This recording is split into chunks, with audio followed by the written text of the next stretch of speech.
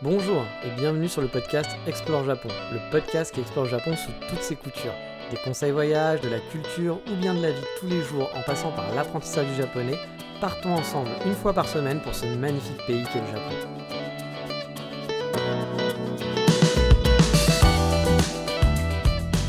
Bonjour à tous, ou plutôt konnichiwa, car oui, c'est le premier épisode enregistré depuis le Japon. Alors je sais, je suis un peu en retard, et oui, je sais, mais bon, c'était un petit peu compliqué avec le timing. Avec l'hôtel, j'ai pas forcément, faut que je travaille et il y a plein de choses à faire, et du coup, avoir des moments où je peux être tranquillement pour enregistrer dans un endroit où c'est pas très bruyant, c'est compliqué. Là, j'enregistre dans ma chambre d'hôtel l'après-midi, donc voilà, j'ai un petit créneau, donc j'en profite pour vous faire quand même si je suis un peu en retard, l'épisode de la semaine. Alors je dis premier épisode depuis le Japon, bon c'est pas vraiment le premier, parce qu'en 2019 et en 2020, pardon, j'en avais déjà enregistré sur place aussi, mais bon, vous l'avez compris, hein, je suis enfin arrivé depuis quelques jours au Japon. Donc je suis là, donc c'est tout récent, hein, parce que je suis arrivé samedi dernier, et on est aujourd'hui, on enregistre, c'est le vendredi, voilà. Donc j'étais pas sûr de pouvoir faire un podcast, hein, même cette semaine, mais finalement voilà, j'ai pu quand même, je pourrais tenir le rythme de la semaine et vous enregistrer celui-ci.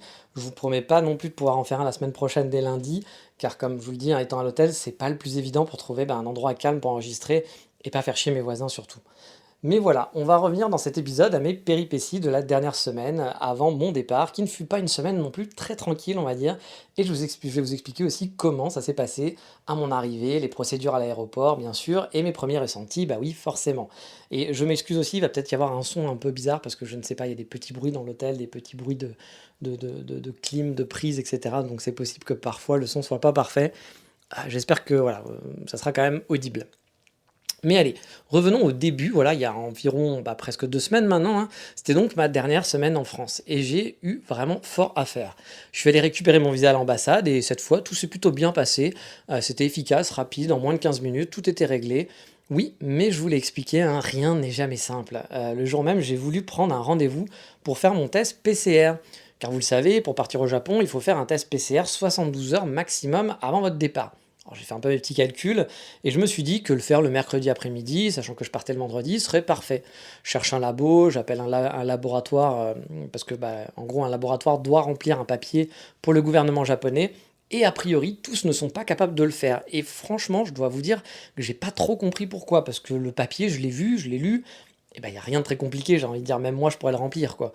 Mais voilà, j'appelle le labo à côté de chez moi, tout se passe bien. C'est un labo qui est près de l'appartement de chez mon ami où j'habitais. Ils ont l'air de connaître la procédure, ils me disent voilà, qu'il n'y a pas de problème et de prendre rendez-vous sur Doctolib. Ok, chose que je fais après avoir raccroché. Oui, mais voilà. En réservant, hein, sur Doctolib, je vois un message un peu bizarre qui me dit que s'il y a un jour férié, les résultats peuvent mettre plus de 48 heures. Alors, je bug un peu, je me dis pourquoi ils mettent ce message-là et tout, et je me dis ah mince, mais c'est vrai que jeudi c'était férié. Et effectivement, du coup, pas de résultat avant vendredi après-midi, sachant que je partais le vendredi matin. Donc voilà, petit stress, hein, ça compliquait beaucoup les choses. Je commence un peu à paniquer, je dois l'avouer, je regarde d'autres labos sur Paris, la plupart ne travaillent pas non plus jeudi, à part quelques-uns, mais qui ont des reviews très très négatives, du genre que les résultats arrivent pas du tout dans les temps, etc. Bref, c'est un petit peu la panique pendant 5-10 minutes. Beaucoup de stress quoi avant le départ, en se disant mais merde comment je vais faire, je peux pas faire mon test PCR, comment je peux partir parce que sans test PCR vous ne partez pas. Alors je refais mes petits calculs etc. et je regarde les dates pour réserver dans mon labo et finalement je vois qu'il y a un seul moment jouable dans le labo à côté de chez moi, le mardi à 13h50, soit 71 heures avant mon départ. Donc c'est un peu juste, mais bon je me dis qu'on est dans les temps, hein, c'est moins de 72 heures avant, donc ça rentre même si ouais c'est vraiment la limite. Je vais donc faire mon test le mardi, hein, en quatrième vitesse, c'était mon premier PCR. Bah oui, j'ai fait le tour du monde, mais j'ai jamais eu le Covid, et j'ai jamais été malade depuis, et j'ai jamais eu besoin de faire un test, donc c'était la première fois que j'en faisais un, c'était la découverte. Tout se passe bien. Le soir même, j'apprends qu'il est négatif. Bon, ça m'enlève quand même une épine du pied, hein, parce que s'il avait été positif, ça foirait tout mon départ. Ça m'aurait coûté quand même super cher. L'hôtel était déjà réservé, avec un avion qui coûtait un bras, etc. Bref, ça m'aurait vraiment coûté un bras. Le lendemain, je vais récupérer mon test et j'essaye d'uploader le fichier parce qu'il y a une appli de Fast Track, je vous en ai déjà parlé. Donc c'est la dernière étape, c'était d'uploader son test PCR. Et au bout de 2 heures, voilà, j'upload mon test PCR négatif. J'ai un message qui me dit refus, mon papier n'est pas accepté. Alors là, encore une fois, je vous dis, à chaque fois, il y avait toujours eu des problèmes, hein, ça n'a jamais été simple. Donc c'est reparti encore pour de l'énervement et du stress. Je regarde voilà, le doc et pour moi, bah, tout est bon, hein, à part la date qui est écrite par la femme du labo en version normale et pas en version américaine. Bon, normal, c'est parce que normal pour nous, quoi. Vous savez, avec année, mois, jour. Bon, bah, j'appelle l'ambassade parce que je comprends pas, pour voir ce que je peux faire, hein, parce que tout le doc m'a l'air assez bien. Puis ça me fait chier de pas avoir le fast track, hein, alors que je me suis cassé les fesses quand même à faire toutes les démarches et que tout me paraît bon de mon côté. Alors j'ai quelqu'un de l'ambassade très sympathique au téléphone, je lui explique voilà, mon problème et je lui dis un peu ce qu'il y a. Et elle me dit qu'elle comprend pas, voilà, elle non plus, que tout a l'air d'être bon pour elle et qu'elle peut rien faire. Voilà. Donc bah, je me retrouve un peu comme un con, voilà, à me dire je me suis fait chier à faire ce fast track pour devoir attendre 5 heures dans l'aéroport pour rien. Et j'étais un peu énervé. Et je me dis, ouais, quand même, c'est un peu bizarre parce que je vois pas ce qui va pas en fait. Et donc au fond de moi, je me suis rappelé comment pouvaient être les Japonais. Et les Japonais, bah, comme je vous l'ai déjà expliqué, il y a des Juichi Roboto, des Megumi Roboto aussi, hein. Je vous ai déjà dit, le Japonais, ils sont efficaces, hein, mais si ça dépasse d'un millimètre ou qu'on leur met un petit obstacle devant eux, bah, ils vont se taper ils vont se taper dedans, contre le mur, ils vont taper, taper, taper, taper, taper en boucle sans penser qu'ils peuvent juste contourner. Voilà. Le Japonais n'est pas toujours le type le plus fut-fut hein, au travail, hein, il faut le savoir, hein. Faut pas idéaliser les Japonais en disant les Japonais ils sont travailleurs, ils font des trucs. Alors non, ils travaillent pas plus que nous, ils restent plus longtemps au bureau, mais ça veut pas dire qu'ils travaillent plus ou qu'ils travaillent mieux. Et oui, c'est très bien organisé dans plein de choses, parce que quand c'est très organisé et que tout se passe comme prévu, effectivement, ils sont très très bons là-dedans. Mais par contre, dès qu'il faut bouger un petit peu, qu'il y a un peu d'improvisation à faire, parce que ça s'est pas passé comme d'habitude, alors là, vous pouvez être sûr qu'ils sont totalement perdus et que ça va être horrible, une situation qui va être super relou à gérer, alors que c'est pas si compliqué que ça à la base. Donc bref, voilà, je me dis, Juichi Roboto, peut-être, voilà, je suis tombé là-dessus. Et donc du coup, bah voilà, je me dis que le mec est peut-être un petit peu con, qu'il a pas validé car le format de la date n'est pas le même que celui sur le doc. Mais sachant qu'au Japon, on utilise quand même les deux formats, c'est-à-dire qu'on utilise aussi le format, on va dire, bah, je vais l'appeler le format européen, je sais pas comment il s'appelle, mais le format qu'on a l'habitude de connaître, hein, c'est-à-dire jour, mois, date, et qu'on utilise aussi l'autre format. Et même l'ambassade m'avait confirmé que bah oui, les deux formats étaient acceptés, il n'y avait pas il y avait pas de problème. Je me dis donc que dans le doute, je vais renvoyer le document sans aucune modification. Et j'étais en train de penser bah, aussi à falsifier le doc en scannant en fait ce doc et changer la date sous Photoshop pour le mettre dans le bon format. Mais 2 heures plus tard, voilà, cette fois mon appli passe. Donc mon appli passe au vert et mon dossier est donc accepté. Bref, j'avais totalement raison, je suis tombé sur un Juichi Roboto un peu con qui s'est dit ah non, la date elle est pas comme il faut, c'est pas écrit comme il faut. Ah, je comprends pas. Non, je refuse parce que c'est pas comme c'est écrit dans la règle. Voilà, alors que bah, c'est la date et la bonne date elle est bonne et que la date est la même, exactement la même. Mais Roboto, voilà, les Juichi Roboto, il y en a plein malheureusement au Japon et donc bah voilà, ça peut vous causer des soucis. Mais bref, comme vous l'avez compris, tous les jours, j'ai eu des problèmes. Mon appartement aussi m'a posé des problèmes. Mon logeur m'a changé la date de récupération des clés déjà 3 fois. Je devais au départ récupérer le 4, puis finalement c'était le 11, puis en fait le 4 c'était possible, et puis ah bah non, en fait ça sera le 7. Voilà, ça a changé tout le temps.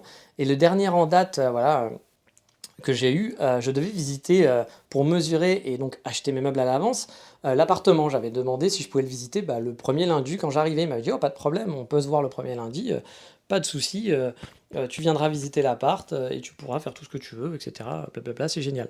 Donc je m'étais dit cool, chouette. Et donc bah, j'avais fait ça à l'avance. Et puis il m'a annulé bah, à la dernière minute, la veille en fait, en me disant ah bah en fait ça va pas être possible parce que j'ai pas les clés et j'aurai les clés que le 3 ou le 4. Bon, aujourd'hui je vous enregistre, on est le 3, j'ai pas eu de nouvelles, donc je pense que le 4, je n'en aurai pas non plus. Je prends l'appartement, donc le 4 c'est samedi, je prends les clés de mon appartement le mardi 7 je crois. Donc bon, bah je pense que je ne verrai pas l'appartement avant d'avoir l'appartement. Donc encore une fois, hein, n'idéalisez pas le Japon, mais je vous en ai déjà expliqué plein de fois. C'est pas très grave, mais ce que je veux dire c'est que c'est souvent rock'n'roll hein, le Japon. Pensez pas que tout est parfait, que tout est génial, que les trains arrivent tout le temps à l'heure. C'est totalement faux. Les trains n'arrivent pas tout le temps à l'heure. Les TGV, effectivement, les Shinkansen sont à l'heure, mais les trains locaux ont aussi des retards. Bien sûr, c'est pas comme chez nous en France hein, pour ça, mais ça existe. Voilà, c'est pas le pays parfait où tout marche bien. Et quand vous avez des soucis, bah, voilà, quand il y a un truc qui tourne pas comme d'habitude, c'est très problématique.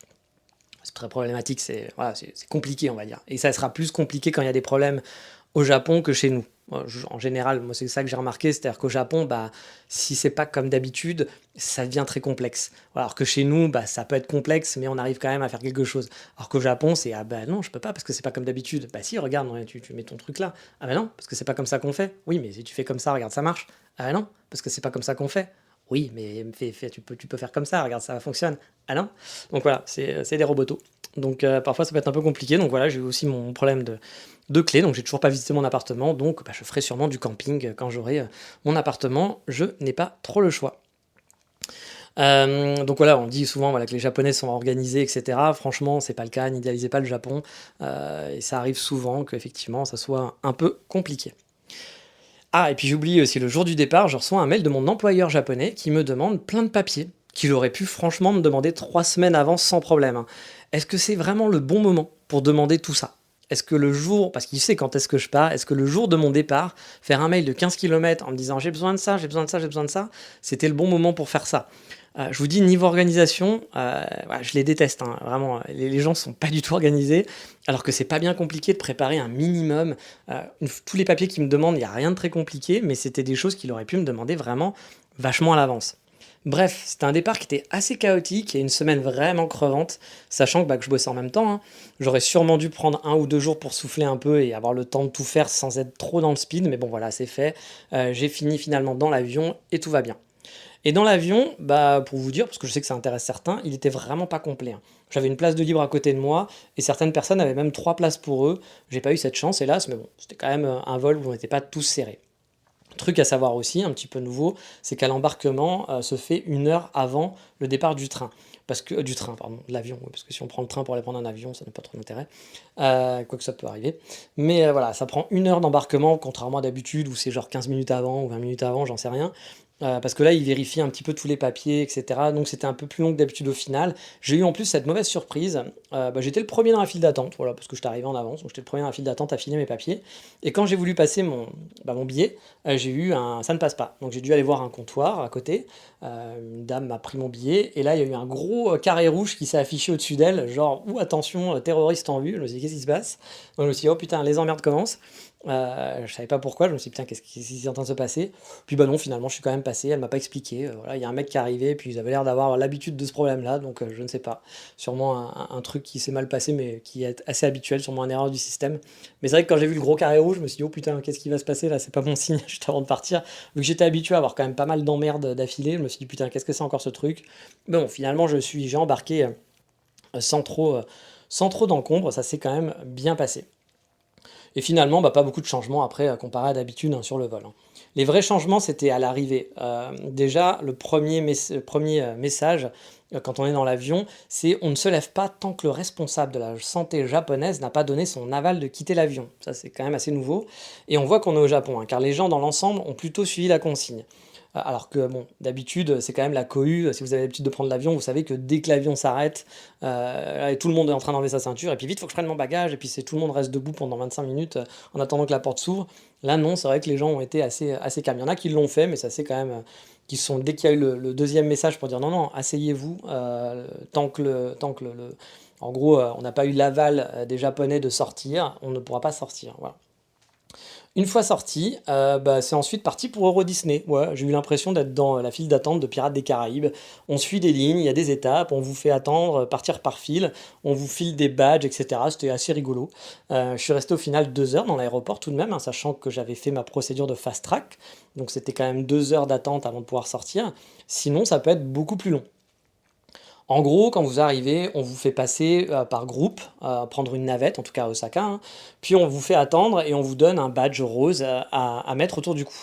On vous donne le go et vous descendez par petits groupes vers un premier checkpoint en gros, où on va vous prendre votre passeport et vous donner une feuille, un numéro. Vous enchaînez ensuite vers l'étape test PCR salivaire avec un concours de crachat du coup dans une éprouvette, hein, que vous devez bien remplir avant de pouvoir partir à la prochaine étape. Si vous ne savez pas cracher, eh ben, ça va être un peu galère. S'ensuit de longues marches entre chaque step où vous allez donner votre passeport. Vous faites 3 fois le tour de l'aéroport environ, hein, avec des petites files d'attente. Enfin, il n'y a pas de file d'attente parce que souvent vous êtes tout seul, donc vous marchez, pam pam pam pam pam, et vous faites vous suivez. C'est comme Euro Disney que je vous dis, mais sans les trop l'attente, parce que du coup vous savez juste, c'est comme s'il y avait personne avec vous, mais il fallait avancer, avancer, puis aller à un checkpoint, puis avancer, avancer, avancer, ravancer dans l'autre sens. Vous allez croiser les mecs qui arrivent de l'autre côté. Ouais, c'est plutôt rigolo, hein, voilà. Donc vous avez voilà, des marches entre chaque step, vous allez donner votre passeport 2, 3 fois, 2, 3 checkpoints où on vous demandera de signer des papiers, de répondre à 1 ou 2 questions du genre est-ce que vous avez été dans des pays étrangers avant, etc. franchement, j'ai pas trop trouvé l'intérêt, mais bon. Mais c'est un parcours fléché qui est quand même assez bien huilé. Puis arrive l'étape la plus longue, l'attente des résultats. Là, on vous parque dans une salle où vous devez attendre que votre numéro s'affiche pour aller voir une dame qui va vous dire OK, ou si c'est pas OK, ça, je ne sais pas si elle vous le dit vraiment.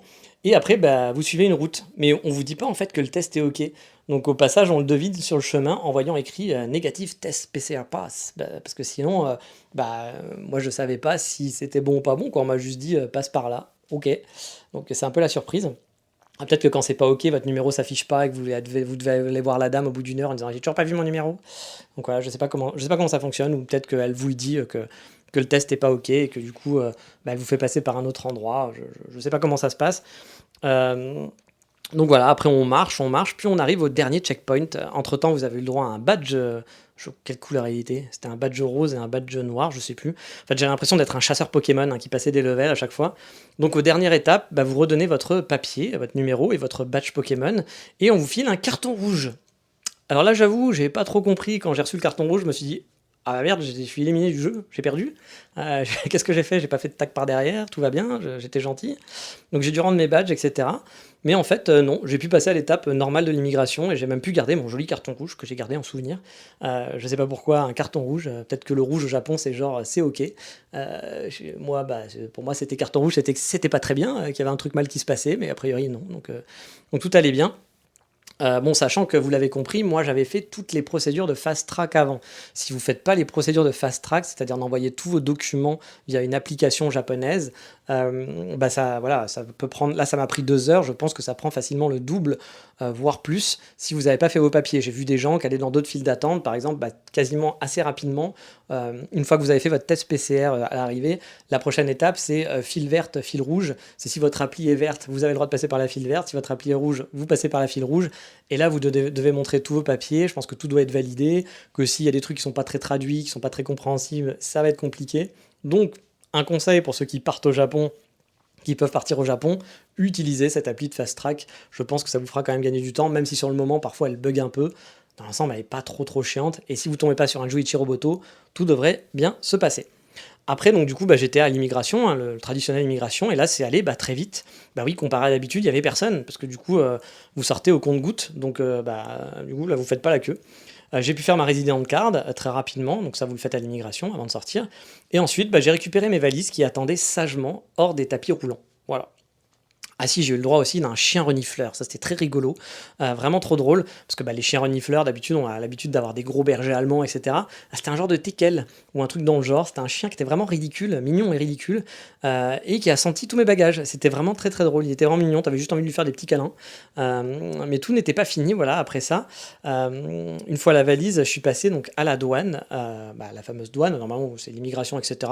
Là, pas de soucis, ils m'ont pas fait ouvrir mes valises, etc. Tout s'est passé sans encombre. Je me suis rendu direction le train, sauf que, là encore, je vous dis, hein, c'est jamais simple avec moi, il n'y avait plus de train direct pour Kyoto. C'est le Haruka, il me semble, la ligne Haruka, elle n'était pas dispo. Alors je ne sais pas si c'était exceptionnel ou s'ils l'ont supprimé à cause du Covid pour le moment, mais du coup il n'y avait pas de train direct pour aller à Kyoto, il fallait passer par Umeda. Le seul train possible qu'il y avait, il fallait faire un changement à Osaka. Chose qui m'arrangeait pas vraiment parce qu'avec ma tonne de valises, je me suis dit si c'est pour me trimballer où il y a plein de gens, à Umeda, etc., avec toutes mes valises, si le changement est chiant, je me suis dit bon, je vais éviter. Peut-être que c'était simple, hein, mais je me suis dit j'ai pas envie de me prendre la tête.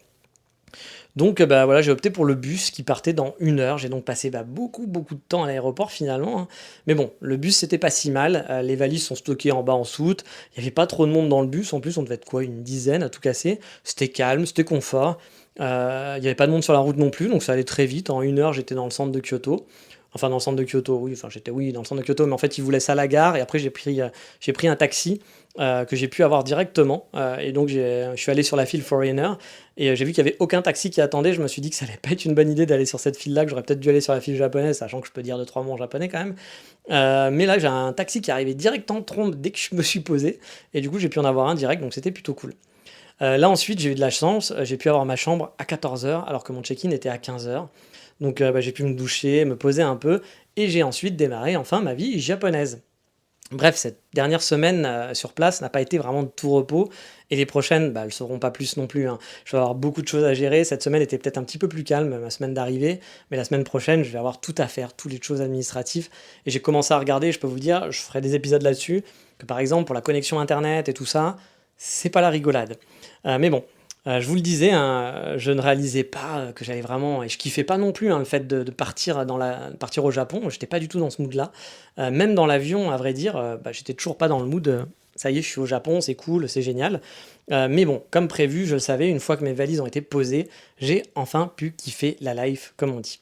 Bon, à vrai dire, ça a commencé dans le bus qui m'a amené à Kyoto. J'ai eu là un peu la larme à l'œil et j'ai senti un peu l'émotion arriver en revoyant mon chez moi. Et donc alors, bah, je pense que c'est une question qui vous intéresse aussi, le Japon, est-ce que j'y suis content? Enfin, est-ce que je suis content d'y retourner? Bah oui, bien sûr, hein, même s'il y a un truc qui baisse un peu l'effet «waouh, trop cool», je dois l'avouer, c'est la chaleur. Il a fait 32 degrés parfois. Heureusement, l'humidité n'est pas encore là, mais il y a le masque. Et le masque, c'est chaud parce que le masque, on le porte partout et tout le monde le porte, tout le temps. Car ici, bah voilà, vous êtes dans la rue, bah, tout le monde porte le masque. On m'avait dit qu'à Tokyo, les gens étaient plutôt light sur le masque dans les rues. J'ai des amis qui habitent Tokyo qui m'avaient dit: «Oui, non, franchement, il y a plein de gens qui portent pas le masque dans la rue». À Kyoto, c'est très, très, très, très, très rare de croiser des gens sans masque. Tout le monde l'a. Et vous allez être au milieu de la forêt, au milieu de la rue, dans un café, entre 2 plats, hop, on remet son masque. C'est-à-dire que si vous êtes en train de manger, vous l'enlevez bien sûr pour manger, mais dès que vous avez fini, et que vous attendez le dessert, bah, vous remettez votre masque en attendant pour discuter avec votre ami. Ça se fait beaucoup. Alors après, ça dépend quand même, parce que c'est vrai que là, ça fait une semaine. Au début, c'était très ça. Puis là, ça fait une semaine que je suis ici, et il y a des endroits, il y a des cafés où les gens sont un peu plus cool. Il y a un café où je vais où ouais, les gens n'ont pas trop le masque à l'intérieur, alors que normalement, ça se fait beaucoup de le mettre dès qu'on a fini, ou dès qu'on, par exemple, on boit son café, on a fini de boire son café, on reste un petit peu pour discuter, ben on remet le masque. Là, j'avoue, dans ce café, ils sont un peu plus à la cool. Du coup, c'est vrai que c'est assez agréable parce que porter le masque tout le temps, c'est quand même un petit peu compliqué de l'avoir. Bah voilà, H24, enfin, ça donne chaud, ça donne vraiment, vraiment chaud. Bon, du coup, le samedi, bah, j'étais quand même fatigué, pardon, plus la chaleur, ça m'a pas motivé à me faire une balade de ouf quand je suis arrivé, hein. Je suis allé voir mon appartement, bien sûr, enfin la façade, hein, parce que j'avais pas les clés, je les ai toujours pas. Puis je me suis posé dans un café où j'avais l'habitude d'aller en 2020, et j'ai eu le droit au fameux «Ah, Isashiburi», qui veut dire, en gros, bah, «Ah, ça fait longtemps», de la patronne qui m'a reconnu et ça m'a fait plaisir. On a discuté un peu, puis j'ai déambulé dans le centre jusqu'à la Kamogawa, donc la Kamogawa qui est la grande rivière de Kyoto. Je voulais voir la Kamogawa parce que pour moi la Kamogawa c'est un peu l'image de Kyoto, hein, voilà, c'est Kyoto pour moi égale la Kamo. C'est cette image de cette grande rivière avec les montagnes derrière, c'est quand même une belle vue de Kyoto, plus que pour moi tous les autres monuments, c'est pour moi l'image de Kyoto c'est ça. Donc voilà, j'ai longé un peu les rives et puis je me suis posé pour kiffer un petit peu le spectacle. Puis surtout il faisait chaud, donc ça m'a permis un petit peu aussi de m'aérer un petit peu et d'arrêter de bouger et puis il y avait un petit air frais qui commençait à arriver en fin de journée, ça faisait pas de mal. Et justement, quand je disais de kiffer le spectacle, il y a un spectacle qui résume bien pourquoi j'aime le Japon et je voulais le partager avec vous, c'est un moment que j'ai vécu le samedi. Il y avait 4 canards qui étaient posés sur le chemin, en train de pioncer. Bon, Kamogawa, ça veut dire la rivière aux canards. Donc vous vous doutez bien que de voir des canards à côté de la rivière, c'est pas vraiment exceptionnel. Et pourtant, tous les gens, mais vraiment tous les gens qui passaient le long, voilà, sur la Kamogawa et qui regardaient, qui passaient à côté de moi, s'arrêtaient pour regarder, pour les prendre en photo, soit juste pour dire un petit mot genre «Oh, kawaii», en regardant les petits canards, ou bien même les gens qui couraient ou à vélo, bah, regardaient, s'intéressaient à ces canards, faisaient une genre, pas une pause, ils s'arrêtaient pas avec leur vélo, mais voilà, il y avait le côté un petit peu, «Ah, c'est mignon». Euh, et pourtant, bah voilà, tous ces gens étaient, voilà, on aurait fait à Paris, il y aurait eu des canards le long de la Seine, quelques personnes qui auraient dit «Ah, des canards, c'est mignon», avec des enfants, mais les trois quarts des gens seraient passés à côté sans rien dire. Bah ici, c'est un peu la candeur, la douceur de vivre, quoi. On s'exclame pour des trucs idiots. Moi le premier, hein, j'en ai vraiment rien à foutre des canards. Et jamais en France ou ailleurs, comme je vous le dis, vous allez voir des gens, un tel spectacle avec des gens qui vont s'extasier devant un truc commun. Et idiot, c'est con, mais ça fait plaisir. C'est sûr que c'est pas un truc exceptionnel, mais je trouve que ça fait plaisir. C'est dans l'ambiance des Japonais qui s'extasient devant des canards, et moi je m'extasiais devant eux. Et bah, c'était l'ambiance, voilà, l'ambiance où tu te dis, ouais, c'est une certaine candeur que j'apprécie, même si, encore une fois, il faut pas idéaliser les Japonais, hein, attention, hein. Ce sont des gens très durs, ils sont pas très sympathiques forcément, vraiment en privé, mais dans l'ensemble, on va dire le mood que vous allez vivre dans la vie, on va dire de loin, c'est un mood qui est très calme, très apaisant, moi que j'aime beaucoup, il y a une certaine candeur comme ça que j'aime bien, et je trouvais que ce spectacle de ces canards qui étaient là et des gens qui s'arrêtaient tous pour soit faire une photo, soit pour regarder, soit pour dire à sa copine: «Oh regarde, c'est mignon». Bah, voilà, ça fait plaisir et ça rentre bien dans cette ambiance-là. Bon, bien sûr, il y a aussi mon corps qui a eu beaucoup de mal à cause de la chaleur, hein, comme vous l'avez compris, mais aussi à cause des Megumi. Bah oui, j'avais oublié ici que je tombais amoureux toutes les 10 secondes et ça aussi, ça fait plaisir de voir plein de jolis Megumi, plaisir des yeux, voilà, comme on dit. Et le soir même, bah, j'ai pu voir mon amie française avec sur place. On est allé sur un rooftop qui était vraiment top, avec une vue qui était magnifique sur la ville. Puis on est allé manger dans un de mes restaurants préférés, des karage au yuzu, et puis on a mangé du riz avec du porc kimchi. Je l'ai raccompagnée chez elle pour me faire une petite balade nocturne avant d'aller me coucher à 2 heures du matin. Ça m'a fait quand même une grosse journée parce que bah, j'avais très mal dormi dans l'avion. Mais bon, je suis plutôt assez résistant sur le sommeil et je dors très bien en général et j'ai pas du tout de problème de jet lag. Le jet lag, je ne connais pas parce que je peux dormir n'importe où, n'importe quand. Donc j'avoue que moi, quand tout le monde me dit: «Ah, il me faut une semaine pour m'en remettre», ouais, c'est un concept que j'ai beaucoup de mal à comprendre parce que bah, moi non, je vais aller me coucher à l'heure normale et puis j'étais pas plus fatigué que ça. Je me suis levé le matin comme si c'était un matin, même s'il y avait un décalage et que c'était pas la même heure.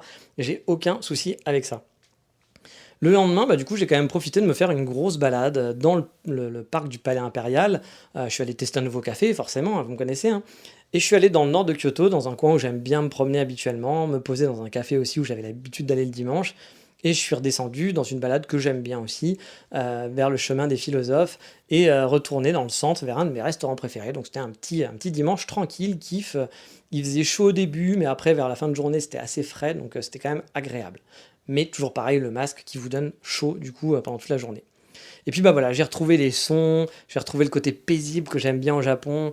Ici, j'adore me balader, chose que je fais pas dans les autres pays. J'ai pas ce même plaisir d'aller me balader, alors qu'ici, bah, j'ai vraiment un plaisir de me balader dans les rues.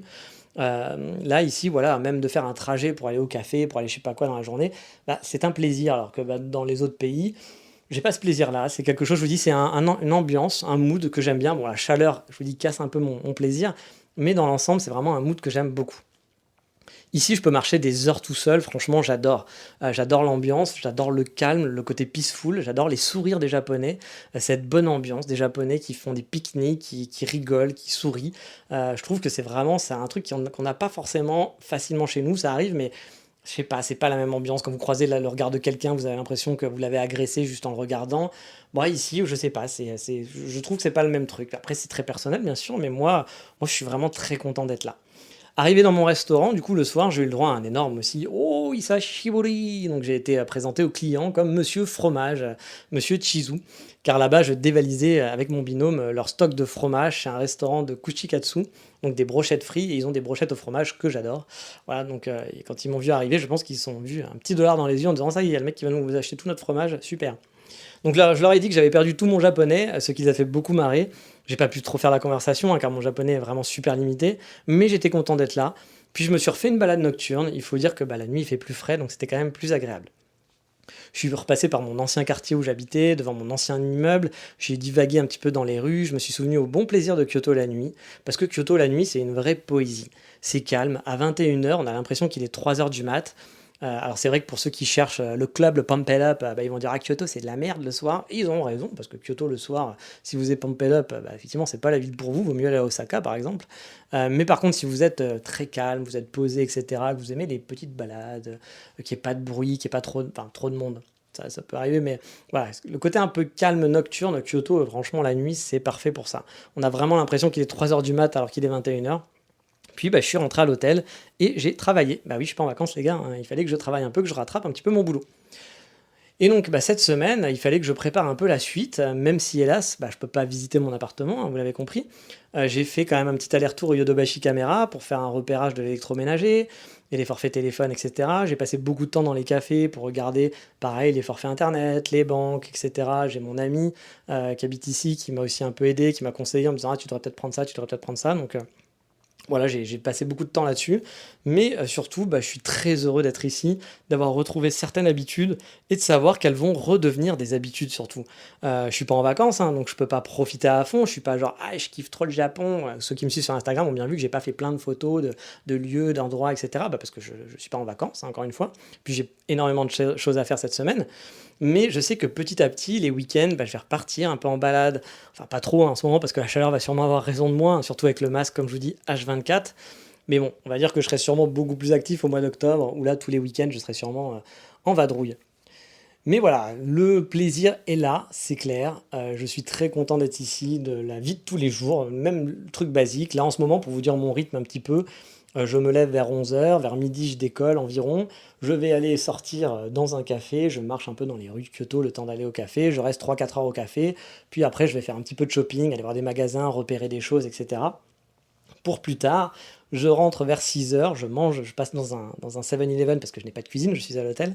Je vais dans un 7-Eleven et je me prends un petit truc à manger. Je mange et je commence à travailler doucement jusqu'à 4 heures du matin. Donc je travaille jusqu'à 4 heures du matin dans un hôtel, mais ça je vous en parlerai dans un autre podcast, je pense. Je vais essayer de faire un petit peu, pas trop trop long pour aujourd'hui. On est déjà à une petite demi-heure, je pense. Donc on va. Puis j'ai pas trop le temps non plus, comme vous le savez. Puis on va regarder un peu pour la semaine prochaine, hein, parce que la semaine prochaine, il faut que je vous raconte des choses, même si vous savez que j'ai plein de trucs à vous raconter sur l'installation. Donc voilà, ça a été une semaine plutôt tranquille quand même dans l'ensemble, où j'ai pu un peu chiller. J'ai travaillé, hein, beaucoup travaillé, j'ai dû m'habituer à mes nouveaux horaires aussi, parce que c'est des nouveaux horaires. Mais j'aime pas mal. J'aime pas mal me lever à 11 heures, j'aime pas mal travailler jusqu'à 4 heures du mat. Pour l'instant, ça me plaît bien. Ça sera mieux, c'est pas l'idéal, c'est un peu fatigant parce que je suis à l'hôtel, donc il y a d'autres clients, donc c'est un peu compliqué. Je travaille pas de ma chambre parce que je veux pas faire du bruit à 4 heures du mat avec des réunions, forcément, vous comprenez. Donc du coup, je suis obligé de travailler dans un espace commun. Parfois, il y a des gens, c'est pas toujours pratique. Il y a une petite musique qui tourne en boucle qui me rend fou. Ils ont une playlist de 40 minutes de musique au piano un peu naze et qui tourne en boucle toutes les 40 minutes. Donc je suis en train de devenir totalement fou. Je reste encore plus d'une semaine, hein, donc je pense qu'à la fin, je vais vraiment devenir totalement malade. Mais voilà, c'est quand même plaisant. Et puis voilà, la vie japonaise, même si elle n'est pas encore parfaite, j'ai pas mon appartement, ça sera mieux quand je serai bien installé, je serai plus confort, etc. Ça reste quand même hyper plaisant d'être ici. Je suis très content. Et je pense, voilà, une fois que je serai bien installé, ça va être vraiment le kiff. Mais ce sera pas un kiff, c'est pas un kiff voyage, hein. Je suis pas en vacances où je vais dire, ah, je vais découvrir ça. Ah, c'est génial, demain je vais là-bas. C'est pas du tout ça, hein. Là, je vis ici. Mais ça va être un kiff de la vie de tous les jours, un kiff simple, mais un kiff que j'apprécie. J'apprécie vraiment la vie de tous les jours ici. Et c'est chouette, voilà, c'est chouette.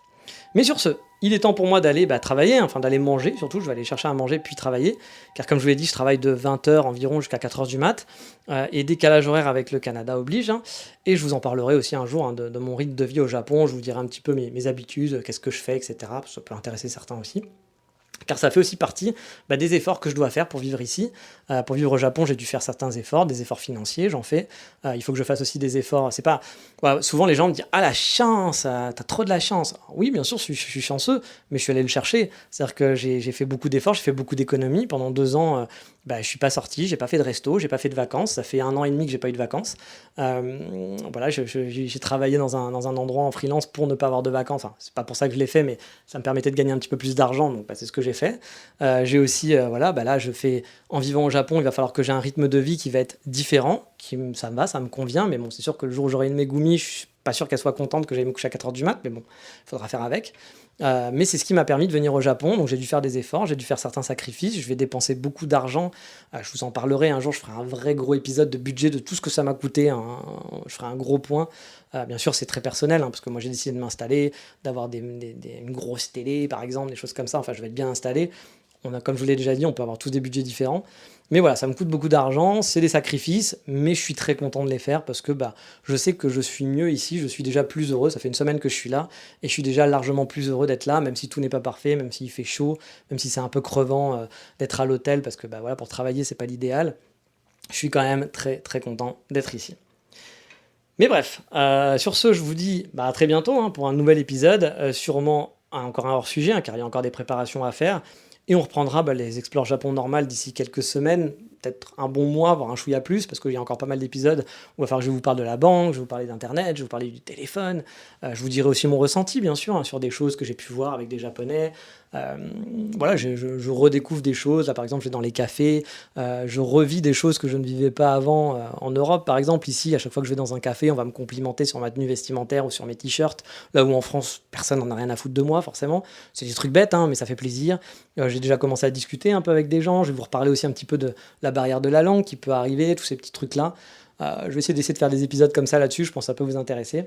Mais sur ce, qu'est-ce qu'on dit? On dit, voilà, comme d'habitude, hein, on dit matane. Alors, je sais pas si, oui, avant de vous dire, je sais pas s'il y aura un épisode lundi, enfin dimanche normalement. Je sais pas si l'épisode sera prêt parce qu'il faudrait que je fasse ça ce week-end et je dois avouer que je suis un peu fatigué là de cette semaine et que j'ai envie un peu de profiter de mon week-end. Donc, je pense que je vais pas écrire, enregistrer un podcast. Donc, peut-être que le prochain podcast arrivera que le lundi d'après ou alors pareil, il arrivera dans la semaine parce que j'aurai mon appartement, je serai pas dedans, je vais rester encore une semaine à l'hôtel, mais j'aurai mon appartement le mardi, donc c'est possible que peut-être à un moment donné, s'il faut que j'attende un meuble ou je sais pas quoi, que je prenne mon ordi et que j'enregistre dans mon appartement, il y aura pas de bruit, ça sera faisable. Donc c'est possible qu'au courant de la semaine, je vous fasse un autre épisode, mais bon, voilà, ça va être un petit peu chaotique encore cette semaine et peut-être la semaine prochaine pour les podcasts, mais on va essayer d'en faire au moins un par semaine parce que il y a déjà des gens qui m'ont dit hey, il est où le podcast? Bah voilà, il est là. Allez, sur ce, je vous dis à bientôt, ciao, bye bye, matane.